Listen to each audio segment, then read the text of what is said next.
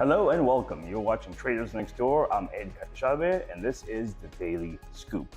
First up, let's talk about the latest employment data. The NFP data that came out a couple days ago showed that the US added 227,000 jobs in November, which was slightly more than expected. Now, while this sounds like an amazing story for the US economy, some analysts are questioning the methodology used to collect this data. And when we look at the year-on-year overall growth pattern that the data is producing, the overall story doesn't look quite as great. Some analysts believe that we could be going into the negative territory of growth, and similar signs have presented themselves in the past right before recessions hit, like in 2001 and in 2007.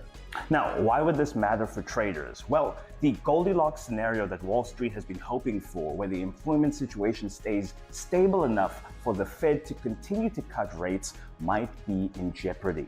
A weaker job market could pressure the Fed to pivot their strategy, and this could potentially weaken the US dollar. So we're going to need to keep out on the rest of the economic data coming out and what the Fed has to say come the 18th of December at the latest FOMC meeting ahead of the 2025 new year. Speaking of that 2025 new year, zooming out into the broader economic situation, the new administration that's going to come in has been watched very closely by Wall Street, and it has gotten the nod of approval. The incoming economic team, being led by Scott Bessent, has been well received by Wall Street. The overall feeling is these are seasoned professionals that are coming in who have a lot of experience with market volatility. So while we might still see some shifts in economic policies such as tariffs, trade adjustments, and the like, the general consensus is that the economic team's stability is going to help leaps and bounds into creating overall economic stability for the US during these turbulent times.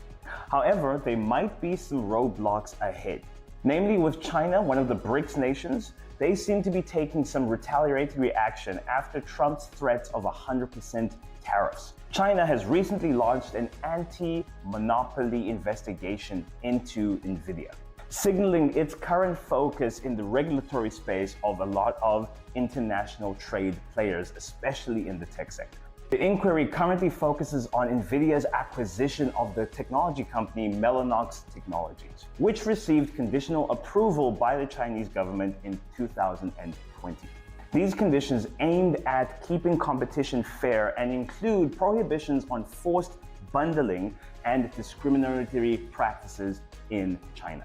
However, Chinese authorities suspect that Nvidia has broken some of these conditions. And some of these actions underscore the broader geopolitical dynamics that are up in the tech sector right now. So with Trump making his potential move to try and slow down the BRIC nations, it would seem like some of them are making their moves to help stifle ahead. So it is looking like we are going to see a little bit of the trade wars happening over the 2025 and beyond. So it's going to be very interesting to see what's going to happen when Trump takes office in January and how the rest of the market is going to react to that. This is an ongoing developing story, and we're going to be watching very closely. No matter what happens, volatility is going to be the name of the game. So as a trader, it is your best interest to keep sharp, keep a keen eye on what's going on, tune into this channel, and keep yourself informed.